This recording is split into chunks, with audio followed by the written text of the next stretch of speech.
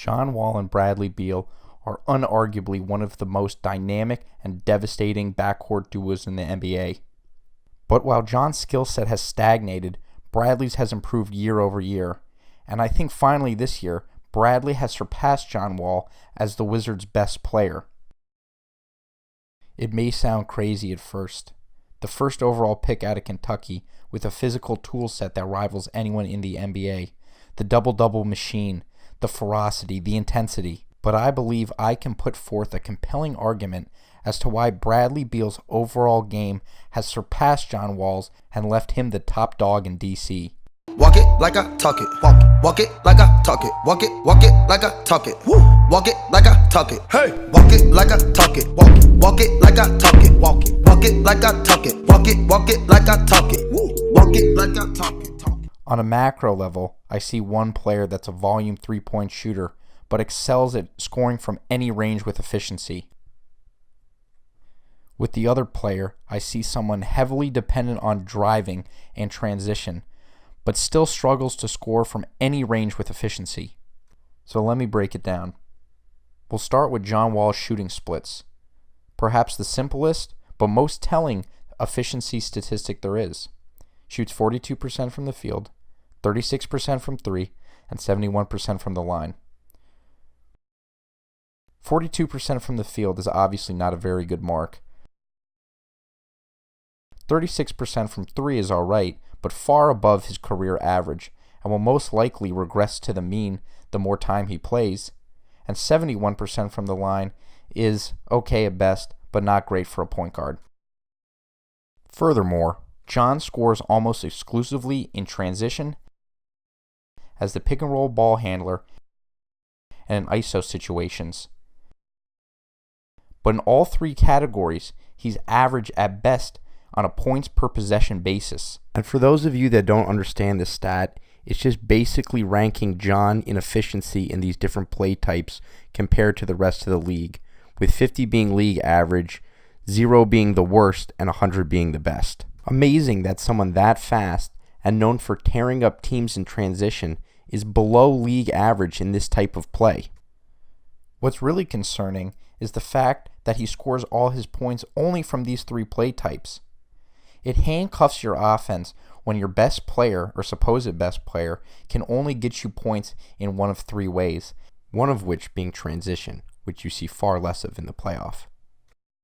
Equally concerning is how teams can completely disregard John when he's away from the ball. On shots this year that were categorized as open, or in other words, the nearest defender was 4 feet away, plus he shot abysmal percentages. This means teams can leave him open and he doesn't make them pay the consequence for it. He's a complete non-factor when not holding the ball. All of these inefficiencies would be excusable if it wasn't for one thing.